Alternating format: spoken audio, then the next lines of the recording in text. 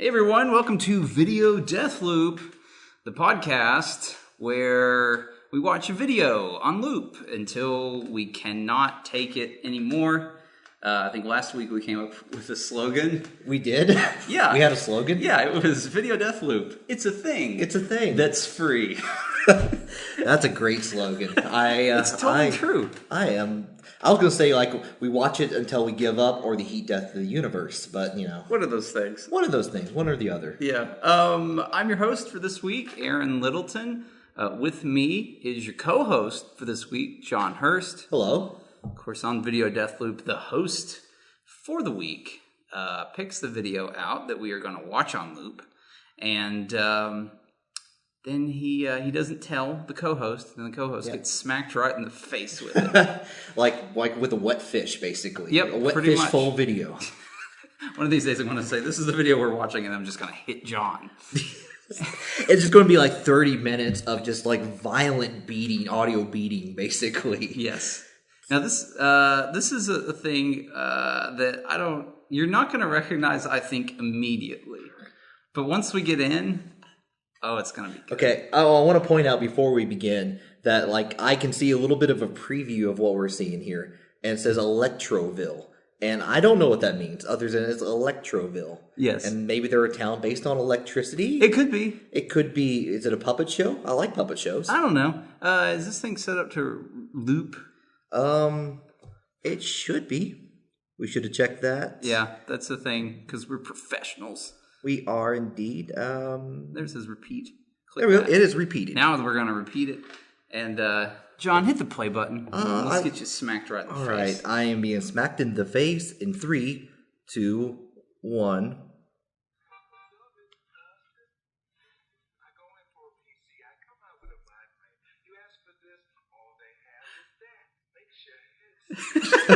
Yeah, that's right. It's one of the infamous "Dude, You're Getting a Dell" commercials. Oh, is this like the original one? No, or? I think the original one was, and I looked it up because I watched a number of "Dude, You're Getting a Dell" commercials. Are you expert in dudeonometry? In the year of our Lord, book of dudeonometry? 2016, I may be the most well-versed person in the "Dude, You're Getting a Dell" commercials because I'm pretty sure everyone involved is dead. Look at that sick ass lab $799. Man, you can get a 14-inch notebook for free CD burner. Yep. Yeah. So this dude, the great thing about the "Dude, You're Getting a Dell" commercials is they have kind of a plot about them. Like is there continuity between commercials? Well, I do know that the kid's name is Steven that always said, "Dude, you're getting a Dell."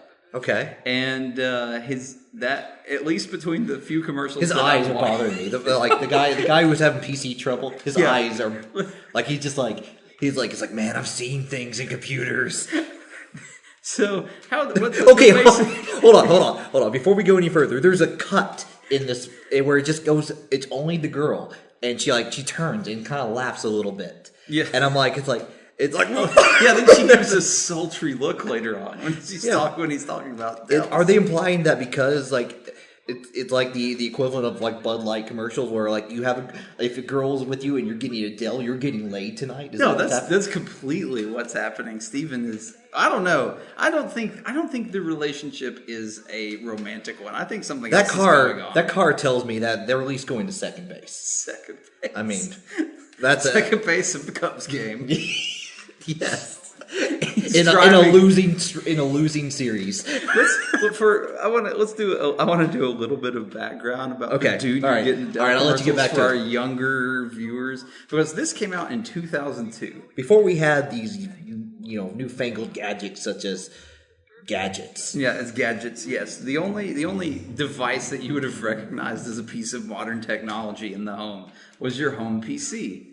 And it was a pretty hot space to compete in at that time. So Dell started this series of commercials featuring presumably what in this year would be called a millennial. I don't know what he was called in 2002. He was called a prep. He was not allowed in any other group. He's just a young, like, high schooler or something, and he tells people how great Dell computers are, and then at the end of the commercial, he always said, "Dude, you're getting a Dell." And how does he know? How does he know that? Like, because he knows that his pitch works. He has 100%. Is he clairvoyant? Yes. Okay. What if the guy decides he's going to go home and I know I'm wrecking your backstory here, but he goes home and decides, you know what, a Packard Bell is better. A Gateway is better for me. That's when his phone rings. Okay. And he goes, hello. We're assuming this is Mr. Fox, because in this commercial, Steven, the dude you're getting a Dell kid, encounters a man named Mr. Foster. Is that his name, Mr. Foster? He goes, Mr. Foster, what are you doing, man? He's just like total. I don't know why he's talking to Mr. But he sees him coming out of this Electrolux computer store. Could be a nightclub. You never know. Yeah, Electrolux, the nightclub, and the guy he's had a bad time. He's had a bad time figuring at the tech support nightclub. Yeah, he's trying to pick out what computer, Electroville, excuse me. Oh yeah, and he's had a bad time picking out his computer. And he does this thing. He's like, makes your head spin. And like, Mr. Foster looks like he's thinking about the war again. For a brief moment, he's just like suddenly like a vivid memory comes back, and he can't handle computer shopping anymore. He had to leave right then. That's what happened. And that's when he ran into Steven and his unnamed girl who does so few looks. This girl has no name in the commercial, and that is because it is actually illegal to speak her name because she is a CIA agent. Like, is she working undercover investigating Steven or working with him? No, she's working with Steven because he's clairvoyant, remember? And he has 100% this sounds like capability to sell people on certain things. This is a show that would appear after Stargate on Sci-Fi. Yeah, exactly. It's like right after like what was the John Edwards show like Walking? No, that's not Walking Tall. That's a different thing. That would be a very different show. With Chuck crossing over. Oh, with the guy that talked to ghosts. Yeah. Gotcha. No, it's like this with computers. Yeah, I'm thinking you're getting a CD burner with a Pentium 2 Celeron processor. This is Pentium 4. What are you even talking about? Man. You got to pay attention. So, Mr. Foster. Sorry, he just did this. Like this cheesy look. It's like Mr. Foster goes home and like you said, he's thinking about getting a compact. Okay. We're zooming back up. All right. So Foster is like, you know what? A Gateway I like their cow design. Ring. The phone rings. Hello? Mr. Foster? Yes, who's this? It's Steven. Steven, I talked to you earlier. How did you get my number? Mr. Foster, I heard you thinking about Gateway computers. Well, I don't know how you know that, but I think there's a pretty good deal on, according to their website. I get one of the cow pattern designs for at least $100 cheaper. Does that $100 cheaper involve not being in a terrible car accident tomorrow? What? Steven, are you okay? Are your parents nearby? I'm fine, Mr. Foster. I'm fine. I just want you to remember that you're getting a Dell. Well, okay, I'll consider Click. And then Steven hangs up. Steven's a weird kid.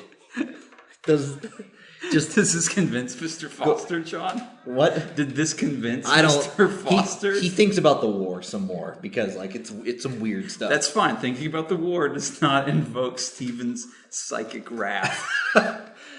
Does he concentrate on one person at a time? He selects a victim and they're getting It's a Dell? not a victim. It sounds like to me you're getting a Dell.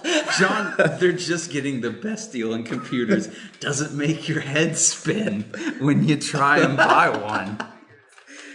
For only $899. He even looks like a Steven, the Dell guy. Yes. He even looks like a knockoff extra from your Alex Mack for Steve. Reaching down back into the 90s nostalgia. He did a little time on Dawson's Creek. Yeah, because of community service down at the creek. Next to 90210. Exactly. Ooh. So what does Mr. Foster do after the call, John? What does he do? Well, he thinks that's kind of weird, but doesn't think much of it at that point. I think he goes to bed sleeping soundly and thinking about... I don't know. Is it computers? Is it a different brand of Well, computers? it starts than out Dell? well, like the dream starts out. He's in Vietnam. Okay, Vietnam. That's fine. His old war buddy, Right. His old buddy, Jarek. Jarek with a K. Yeah, I got you. They both were in the same unit. They grew up and ranked together basically. Right. Yeah. They're in the same rank. They did everything help each other out in the war. Yeah. Suddenly a shot runs by like a Charlie in the tree. I don't think you can say Charlie in the tree anymore, Sean. Well, this is like in his mind. How he's talking. I'm always telling you what you can and can't say in these, aren't I? Aaron, I appreciate it. Aaron, you are my rule set. Good. You are the updated rule set for what can be life. For life. But he's thinking, there's Charlie's in the trees. He hears a shot, and when he looks over, instead of seeing his wounded friend, he sees a gateway computer. Ring. Ring. The phone wakes him up. He wakes up. He picks up the phone. Mr. Foster. Stephen. You know what time it is? I do know. And I saw your dream, Mr. Foster. I saw your dream. And you were dreaming of a gateway, weren't you? Well, but that was only a small, insignificant part. I don't even know why I thought of that. I saw it. Mr. Foster. Dude. Stephen, you're getting a Dell. Stephen, click. Don't call. The line is dead. There's not Mr. even a busy signal. It's almost just like the line went dead. Mr. Foster puts down the phone, picks it back up, *69, tries to find out the number. It's the pizza place he called the previous night. He's hungry anyway. He's going to order a pizza. Okay, that's fine. That has nothing to do with the tale. He's just he's a little weirded out. He stress eats. That's what he does. Mr. Foster ups 2:30 in the morning. Yeah. He called 24-hour pizza delivery service that he always calls and wakes up after he's dreaming about Vietnam, and he eats his normal pizza order of pineapple and bacon. Sounds good. That's a delicious pizza. It is a delicious pizza. Yeah, it's good. Does anything happen to the pizza on the way over? No, just nothing. Fine. It's completely fine. He enjoys it. Yeah, it's good. It's good hot pizza. Doesn't think about computers. No, doesn't think about the first computer. He watches a 4 a.m. infomercial, which coincidentally happens to be about Adele, but that has nothing to do. That's fine. Oh, it doesn't have Steven anywhere. That's fine. It's like a boring guy named Dave. And Dave is telling you all about Dells. Yes. And he's even less interested now. He was kind of thinking because these things were creepy that maybe he would go buy a Dell. But now he sees his commercial man, Dells look boring, so I'm not going to get one. Ring. He doesn't answer. Ring. He unplugs the phone.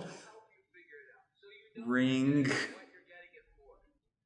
He picks up the phone. Mr. Foster. Stephen. I heard you thought Dells were boring. Well, I don't know about this Dave guy. He's not very interested. Dave's a good guy. Who, you know Dave personally? I know you Dave. Work for Dell? Work for Dell. Mr. Foster. Dude. You're getting a Dell. Click. The phone does a little just it has ominous music coming out of the phone. Yeah, it's like he just play as if the sides being creepy with this whole thing, just playing music against the phone before hanging up. Gotcha. So how does he? You know what? Okay, we assume that Steven, the psychic Dell guy, who has 100% capability of making someone get a Dell. Get a Dell, 100%. 100% of the time, and his CIA handler, whose name is illegal to speak. Completely 100% illegal. Yep. She is just barely keeping him in check at this point.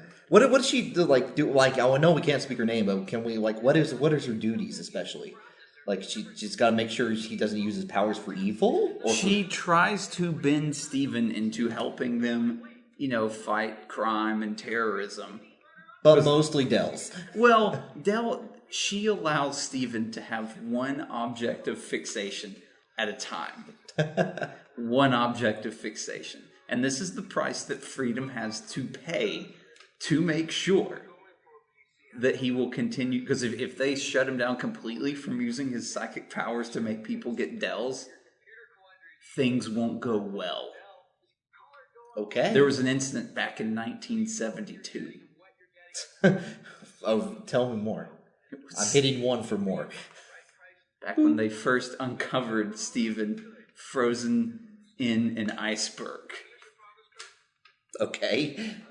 Clutched in his hands were microprocessors, the kind that they had never seen before. This is the opening to Transformers of the movie. It's kind of like that.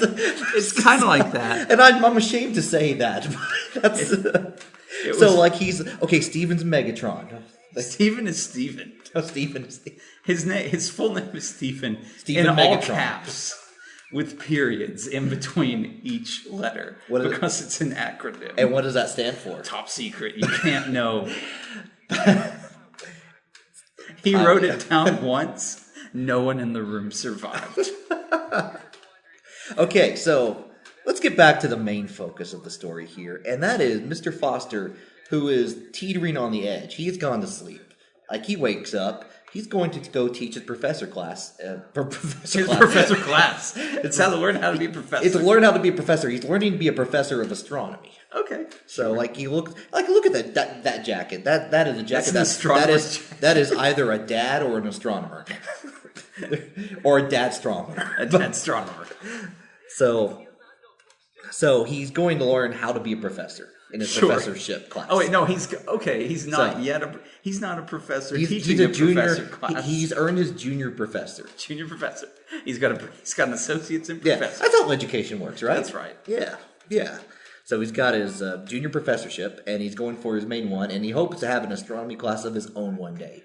One of the students, how he knows, an astronomy class, actually teaching astronomy or teaching people how to be astronomy professors. You gotta teach astronomy before you can teach other people about teaching astronomy. Okay, gotcha. So no, I'm on board. That makes sense. That makes sense in this world. So he's driving to the college, Professor College. Professor College. Yes. Yep. That well-known Ivy League school of Professor College. Yeah. You know, up there in New England somewhere. Yeah, the New Englandish area. Yeah, around there. Yeah, it's a nice neighborhood. Yeah. So he's driving there. He's going to work, going to his class. Yeah, right. That's all that's happening. Oh, he's going. He's listening to the radio. Oh, any commercials come on? No, well, he's listening to a morning show. Oh, okay. It's like what's the name of the morning show? It's like Andy and Jacob in the morning. A&J in the morning. Yeah, and they have like a huge sound bank of like nothing but terrible sounds. Mr. Foster loves all of them. Like his favorite is the ding-a-ling-a-ling sound because it usually has like a cow moo at the end, like ding-a-ling-a-ling. Wow. And he doesn't know what that means, but it tickles him in the right way. A&J get to that point in their show where they call a random caller to win free tickets to Winger. To Winger coming through town. It's like Winger hot off the case of their not new album. Right, yes, exactly. That's the kind of tickets A&J in the morning. Yeah, it's like, hey, they played that song 17. You don't know any other tracks by them. But you could be caller number 4 and become the first people to actually get Winger tickets in the county. So they call out, and the person that picks up says, Mr. Foster. It's like, hey, no, this is Andy and Jacob in the morning. Shut up. Hey, and everything goes silent. We will obey. Mr. Foster. And at this point, both Andy and Jacob and Stephen are talking at the same time. It's kind of creepy. Like that, Mr. Foster. Oh, it's like all of their voices speak all at the same time. Mr. Foster. He frantically tries to turn down the volume. It doesn't go down. Mr. Foster, did you hear about our new Pentium 4 computers? I don't want to hear anything. Leave me alone. Mr. Foster, dude. No, do not say it. Do not say it. At this point, he's legit freaking out. It's not. He's swerving into other lanes of traffic. Yeah, he is being a danger to everything around him. Fine. I won't say it, but you're thinking it. Click. Somehow it clicks, and at the same time, like they're also doing. You can't see it because it's radio, but they're also doing the same actions. Yeah. Turns out his click is like right on the ding-a-ling-a-ling move button. All those noises at once. Yeah. Mr. Foster decides to park and walk the rest of the way to Professor College. Yeah, 15 miles. 15 miles. He is really late to class. Yes. But at least he doesn't... Class is actually over. He goes and sits in the empty classroom for a moment of peace. Mm-hmm. He starts thinking maybe he should. Maybe he should get it? Should get the Dell. Yeah. Yeah. Yeah, he's thinking that's a sweet deal. And, like, clearly Steven... Like, while his methods are a little creepy. Yeah. A little creepy. Just a tiny bit. He does have a good car. Yeah. Or an old car, which implies good car. We learned in this commercial, actually, that Steven is driving his father's car. Oh, really? Yeah. Well, his father has a good car, and you can trust a car made of that venerable steel. What are you talking about? Steven doesn't have a father. Oh! Steven is an immortal being that was previously encased in an iceberg. How do you know he doesn't have a father? He tells people he has a father, but that's just to hide his true nature. Well, I mean, like maybe he had a father millennia ago. Possibly. But no one alive would know that. So, Mr. Foster is sitting in the professor classroom, just silently deciding he's getting a Dell. When the door opens. Who is it? I'm a Mac. What was the Mac guy's name? Don't know. He's a Mac. And PC comes in too. No. I'm a PC. No. The Mac says, we heard you were thinking about getting a Dell. That's a PC. That's a PC. PC's happy about this. Yeah.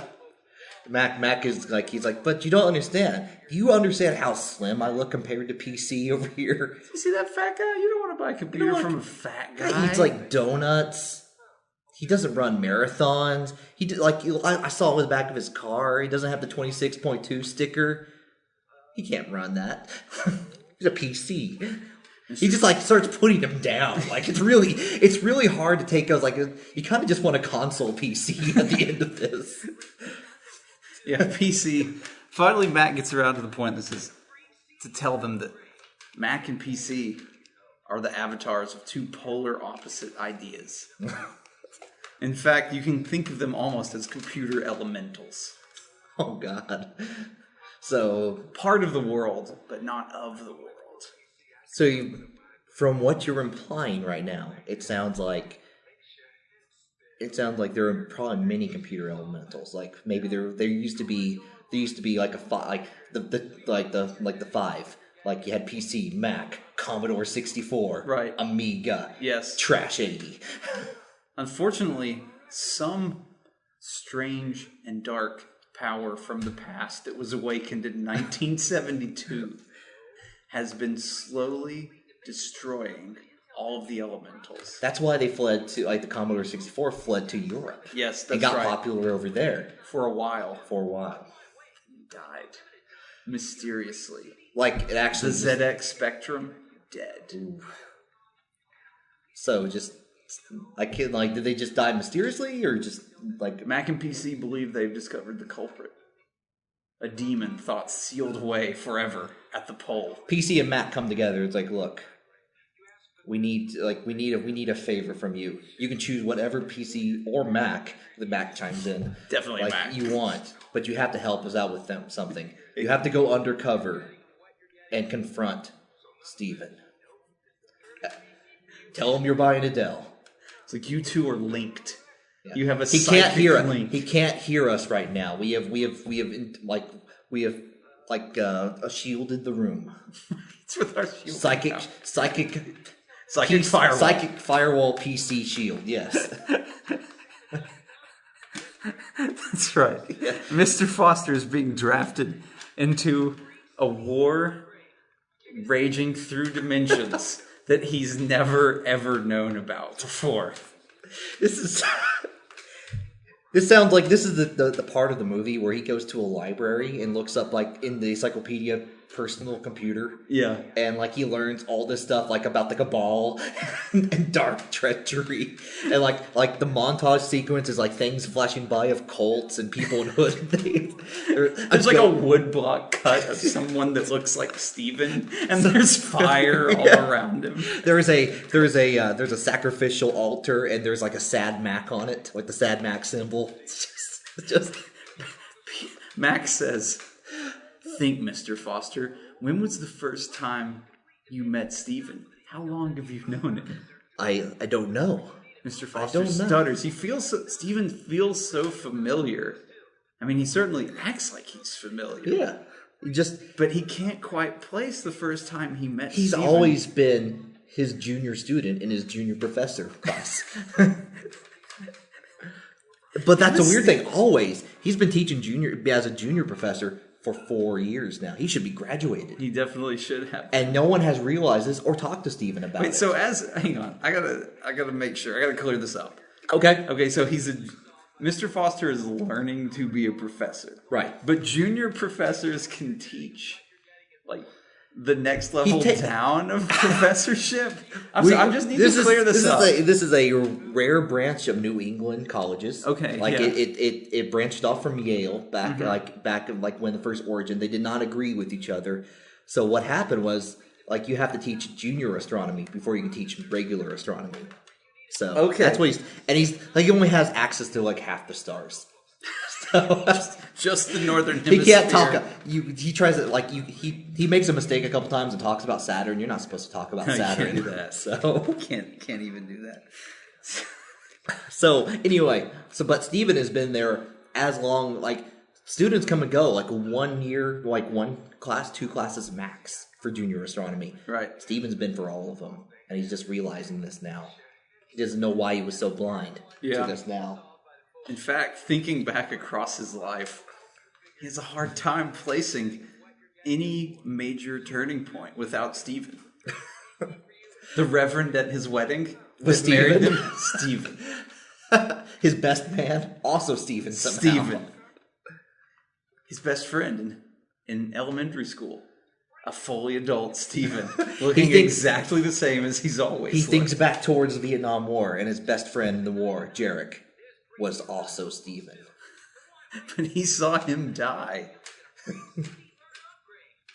Or did he? Or did he? At that point, as he realizes that his entire life has been a Steven sham, he agrees to help PC and Mac as they work together. Whatever it takes, he says. Whatever it takes. Whatever it takes. So, what's the plan? How are they gonna Mr. Foster, he's just gonna go after they leave, after everything happens, they give him a scrap of paper, and it's got a place and a time on it. It's a park bench. Okay. Midnight. Good time for a park bench. Near a substation, an electrical substation. He assumes it's to shield Steven's mind probes. So the next night, Mr. Foster goes out and sits waiting.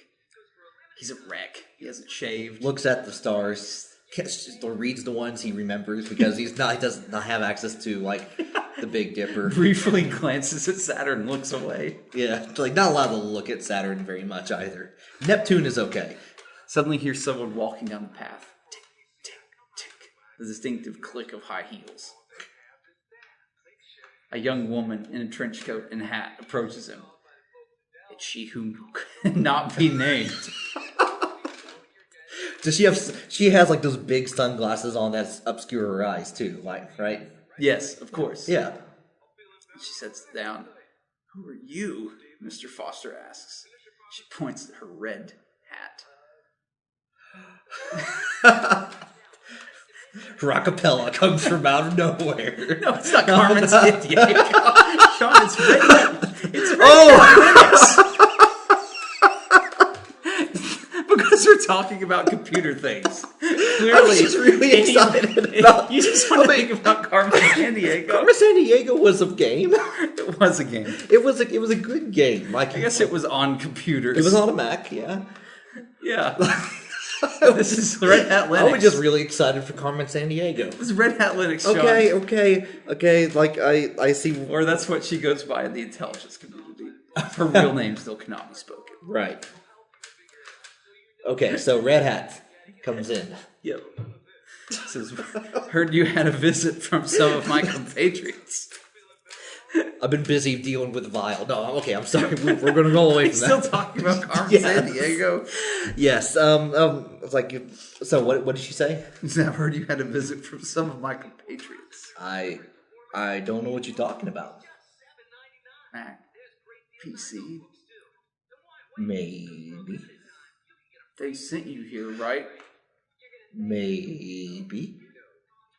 Shit, what's wrong with Mr. Foster? Mr. Foster is not trusting anyone right now. Oh, okay. I'm on your side. But she was the girl in the car, though, right? The CIA agent. Yeah. She's playing both sides, dude. Oh, she's a double agent. Ooh. The CIA and an undercover computer elemental force. Mr. Foster has had a lot of things to deal with today. yes. So he's not trusting anyone just yet. He would just wanted to go into an electronics store and buy a computer, tell the clerk to not go for the warranty because he knows better than that. Right. And that's all he wanted. That's where this started. Yeah. He didn't have to. He didn't want any of this. Nope. So it's like, perhaps, yes. Yes, they have. If you're going to beat Steven, he is only vulnerable on one place on the planet Earth. Where would that? Second base of Cubs Stadium. At Shea Stadium? At Shea Stadium. Second base. I was trying to take him there earlier when we were when he got fixated on you. Does he just have to... Like, Mr. Foster has questions right now. Don't question it. Does he just need to stand on the base? Or he's got to be there. And while he's there, you have to get a different PC. She hands Mr. Foster an envelope. In the envelope is 2 tickets to the Cubs game. Cubs versus White Sox. Chicago... Wait, that doesn't even happen. Does that happen? I don't know baseball. I don't know baseball either. It's a special game. Special Chicago... Cubs versus Bulls.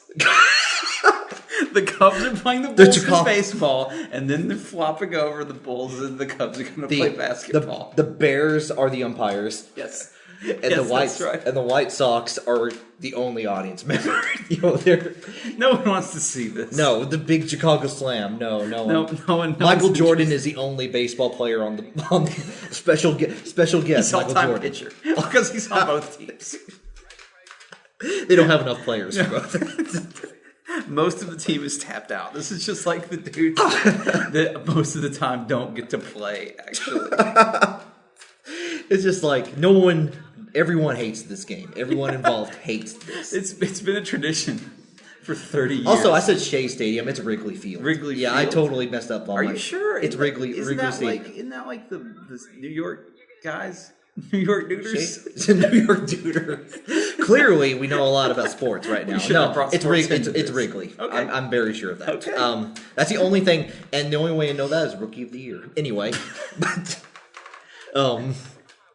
so hands him an envelope, 2 tickets to the Cubs versus Bulls, Cubs Bulls, Chicago Slam, the Great Chicago Fire.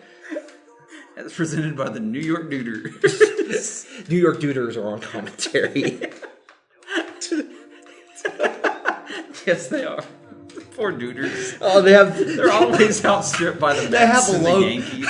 They have a logo that's just like a dude, like a guy with a solo cup, just raises his hand with a stupid looking R next to it. Yeah, he looks pretty happy. I mean, like it's like he's having a good time. He's all right. I mean, New York, they've got 3 professional teams.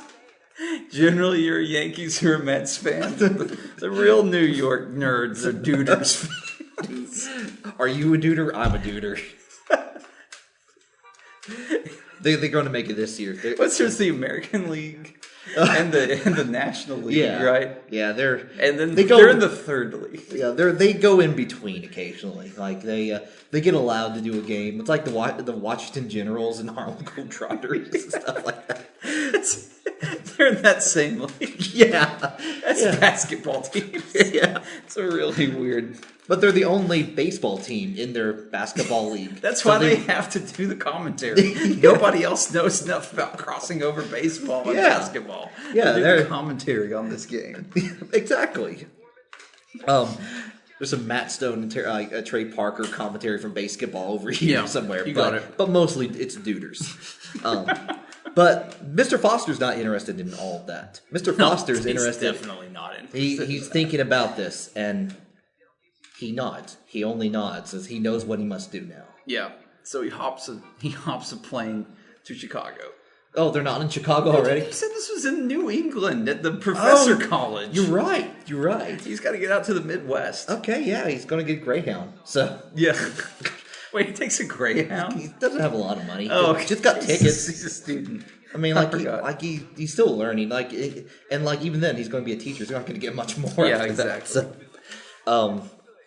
So, he takes a Greyhound, and while he's thinking about this, he's thinking about, I'm going to get a Dell. Yeah, he's staying on that. Getting a Dell. Yeah. Dude, I'm getting a Dell. Dude, I'm getting a Dell. Lights go out in the Greyhound. All the other passengers disappear. The driver's still there. You gotta be safe. Oh, that's good. That's a good thing. But when the lights come back on, it's only him and Steven. Good choice, Mr. F. I think you were right all along, Steven. I think this is the only thing, but there's some excellent Dell stores in the Chicago area. There is. However, I have one condition. Yo, Mr. F, what's that? I would like to take you to a baseball/basketball competition game. Sounds great, Mr. F. But we must do this beforehand. Before I buy the Dell. All right, Mr. F. Sounds good. I'll meet you there. The lights go out. Yes, he winks. The lights go back out. They come back on. The rest of the passengers are there. The driver's not. A passenger hurries up. It actually becomes national news because driver disappears. No one knows. They make it to Chicago. Without relatively incident. Right. And he goes to does he go straight to Wrigley? Or yeah, he does. Because the game is just about to start. It took a long time to get there via bus, especially driven by just a random person from the passengers. But by God, Molly did a great job. Yeah, no, 16 years of age. She was great. She was great. She memorized her rules of the road from her driver's test. Yep, did 45 down the interstate the entire way. Yep, and even managed to parallel park the bus. That's actually impressive. So that is good. That is good. So he goes to Wrigley Field. Wrigley Field, yeah, that's right. Steven is hovering outside. Above the stadium? No, he's close to the ground. He just forgot that humans have to generally walk. He has people have been putting busking money thinking this is an all act. Yeah, it's kind of magic floaty guy act. Yeah, there's another floaty guy. I'll give him a couple quarters. So Steven's got $250 at this point. Yeah, a couple security guards trying to run him off. Steven literally blasts their minds out of their... People think that they've just had a stroke. They're laying on the ground near him, just drooling. Not suspicious at all. No. So they meet up, and they're getting ready to go to the Cubs versus Bulls game. Cubs Bulls, and commentated by the New York News. So they go inside. They find they're pretty good seats, right? I mean, they're right. They're right. Red Hat wouldn't. No, well, she got him as close as possible. Yeah, second base. Red Hat actually has money in the Linux community. They can afford Cubs versus Bull tickets. Yeah, you got to pay for that support. Yeah. You otherwise what else are you gonna do? You're gonna be like Senos. Yeah, right. Linux jokes, right? Wait, hang on. Wait. So Red Hat and Fedora is the version that's free that doesn't have any support with it. And No, that's Senos. Senos. Well, what's Fedora? Fedora. It's a Linux distro. We're off topic. We are very off topic. Like these people are also in the audience. They're watching. They're making sure everything is going okay. All the different Ubuntu's there. Like all his many children. There. Yeah, years before it was developed. Yes. Well, it's a computer elemental. Yeah. It's there. Yeah, they're there at all times. They are unstuck from time. Yeah, they've always been there. Yeah. The half of would you say the bears were there. They're watching. You said they were the audience. Yeah, they don't know what's going on. Like they see these weird people there, but they're like, it's like, I thought we were the only audience. Oh no, I think there's a computer convention in town or something.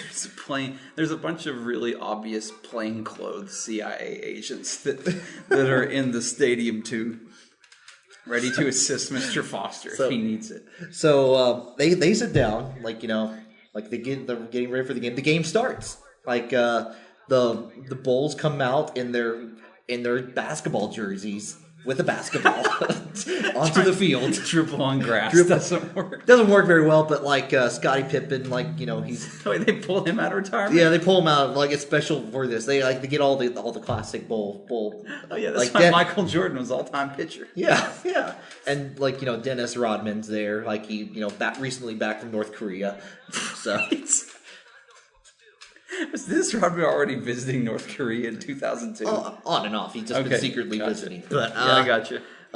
Time periods and continuity are difficult. Above this story. So Mr. Foster, poor, put upon junior professor student. Boggling his mind with computer choices. He's thinking about Dell. Just keep focus on the day. Mr. F goes, "Would you like a drink, Mr. Foster?" Steven says that. Oh, yeah. It's no, you know what? I got this on me. I'll go grab a drink. No, I'll bring us a drink. Here's a scream, and one of the concessions guys just comes flying towards them, surrounded by psychic energy. The drink goes all over Mr. F. Some blood, too. There you go, Mr. Foster. And Steven psychically flings the concessions guy away. He just goes into the baseball field. It hits a Bulls player. The Bears don't know what's happening. It's that's baseball. That seems right? normal, right? Yeah, you hit people in sports. Yeah, we hit people all the time. The Chicago Bears, having never seen a different sporting event than football. So this really is a learning experience. It really is. We've learned a lot tonight. So the game is going pretty well. Steven occasionally stops to talk about RAM and the speakers that come with Dell machines. Mr. F, Mr. Foster, he has to go. He's like, "Excuse me, I need to go to the bathroom," and he goes to the bathroom. Okay, and he does go to the bathroom. He had a drink. He had a drink. He was thirsty, and he drank it pretty quickly. Yeah. But he goes over and he looks over to the concession stand, and there's a Best Buy in Wrigley Stadium now. It was never there before. The Best Buy now. It was set up by the Elementals specifically for this. Yes, it was set up as it's a front for the Elementals, to make sure he can choose another computer in time, because the deal was that he had to buy another computer and then he had to get a computer right on the second base of Wrigley Field while Steven was at second base, the only place in the entire world that he is vulnerable. Okay, so he goes to the Best Buy in Wrigley Stadium and he buys an IBM ThinkPad because it's not a Dell. Right, but he says he needs delivery of it soon. Right, and he gives his address of form, rush delivery to second base, Wrigley Stadium. It's you guys can get that there before the seventh inning stretch, right? It's yeah, we can do that. It's one of Red Hat's little Linux distribution. Yeah, crumbs. She's got a it's Mint. Mint. It's really quick and slender, Yeah, it's good. Really good stripped down. It's good at speedy deliveries and being very user-friendly. So he goes back out, and then one of the New York Duders comes on over, because we're now in the 7th inning stretch. Dude. They end every sentence with dude. It's like, all right, dudes, time to pick one lucky audience member and a friend to throw out a pitch from the pitcher's mound. 2 people come out. One has a baseball, one has a basketball. Like, that's how they throw the pitch. Right, exactly. And the people sitting in seats, 10A and 10B. And wouldn't you know, it's Mr. Foster and Stephen. It's like, whoa, that's us. Stephen seems suspicious. It's like, come on, let's throw the pitch. Come on, man. Come on, Mr. F. Let's just stay here and watch the game. But maybe you could get a Dell. We'll get a Dell out. Like, I promised you we're getting a Dell after this. We'll go right out. But this is part of the game. I came to Chicago for this. I brought you here for this. Okay, Mr. F, as long as we get a Dell after, it's just $10.99. I promise you. 14-inch notebook. I've been thinking about that Pentium 4 processor the entire way here. Good. It's a great deal. It's a good deal. So they make it to the pitch. But it's like, oh no, like for this you got to go to second base to throw it out. Stephen suddenly whips his head to Mr. Foster. You're working with them. Mr. Foster reached deep into the Vietnam War recesses of his mind.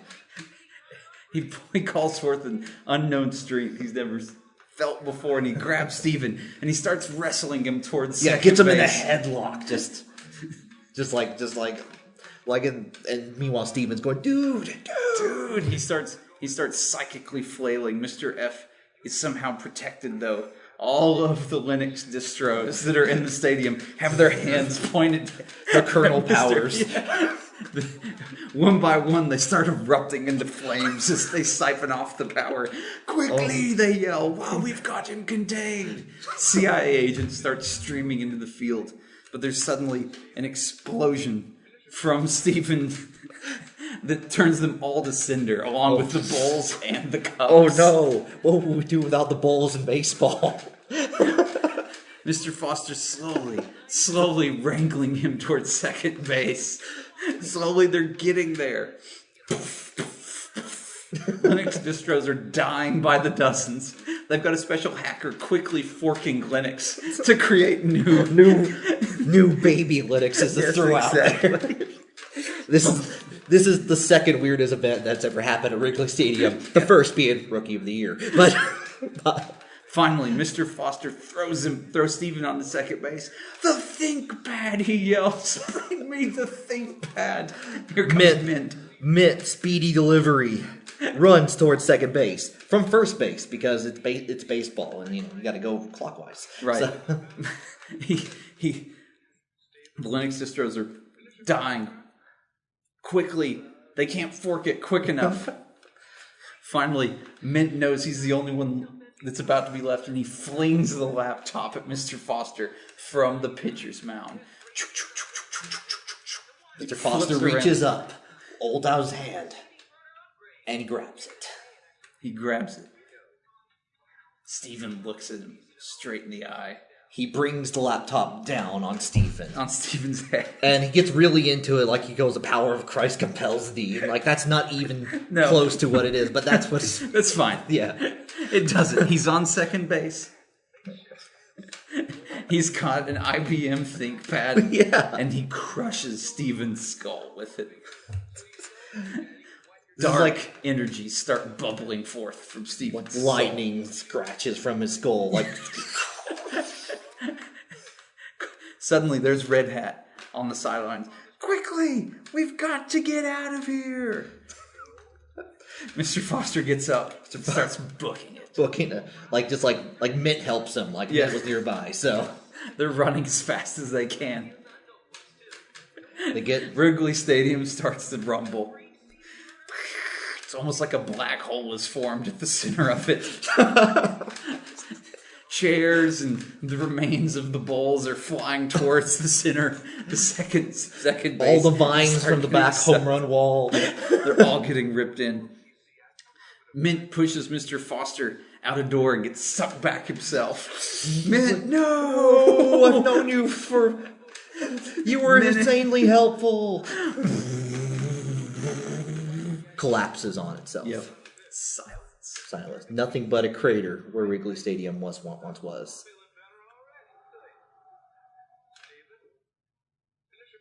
10 years pass. Mr. Foster. Professor Foster is teaching full astronomy at the observatory. He's risen up a second level at the observatory and is telling all the students about Saturn. Yep, he can talk about the whole sky now. Yeah, he can talk about the entire sky, not just one half, not just the hemisphere he's on, the full sky. He looks out the window and he sees a young woman wearing a red hat walking by. She nods, gives him a thumbs up. Mr. Foster nods, gives her a thumbs up. Freeze frame. You're the best around. No one's ever going to take it down. Yep, all starts playing. Credits. Directed by John Woo. Oh. Tapping. Yes! Yes! I didn't want to do that, but tap. You did it. I win. Oh. You didn't tap out. Dude, I'm going to hell. We're all going to hell. To computer hell. Oh, man. Dude, but I'll have a free CD burner. There's a free CD burner upgrade. God. Oh, wow. Well, Aaron, we went on a journey. We went on a big journey. Through Dell, through Electroville. That sweet car. That sweet car that's his fake dad's car. Yep. The Chicago Cubs. Yep. Then the Bulls. And the Bulls. Yep. And the Bears, but no one cared about the Bears. So. Oh, man. So turn this off. Off. You tapped out. We don't need to watch this anymore. Oh. We're good. Ooh. We're good. That was rough. Yeah. Aaron, well played. That was rough. The one thing I like about this commercial is it's a minute long, so we only had to watch it like 50 times. Only like we're reasonable people. Yeah. Lots of people watch commercials 50 times in a row, don't they? Yeah, totally. Oh my God, John, do you have anything you want to plug before we get out of here? Not at this time. Not at the time. No. Just keep posted. More plugs to come for me. I swear I will have a plug. He's working on stuff. I'm working on stuff. I got stuff happening that's not watching Dell commercials for 50 plus times. What use are they then, John? You got a good point, but and I'm going to plug, go ahead and check out my ebook, Fat Riker. It's on Amazon. It's on those kinds of places. Fat Riker by Aaron Littleton. Buy that. It's a good book. Then you can read it. Or don't. Just give me money. I don't care. I mean, money's good. If you have any questions about why we're doing this, or if you have questions about where Mr. Foster goes on, or how, or what happened, or you have questions about our continuity, which is true in every way. Yeah. We are... none of that story was made up. Yeah, if you think that there is some kind of error in there, you're wrong. But you can question us at questions@videodeathloop.com. That's right. Make sure to subscribe and like us on iTunes as well. iTunes, pod review sites. Guys. There's pod review sites. It's like, hey, look at this pod. Yeah. Pretty good pod. All right. That's how they speak, too. Pretty good pod. Yeah. Good pod. Good pod, Aaron. Good pod. Hey, Video Death Loop. It's a thing. Yes. That's free. That is free. Bye. Bye.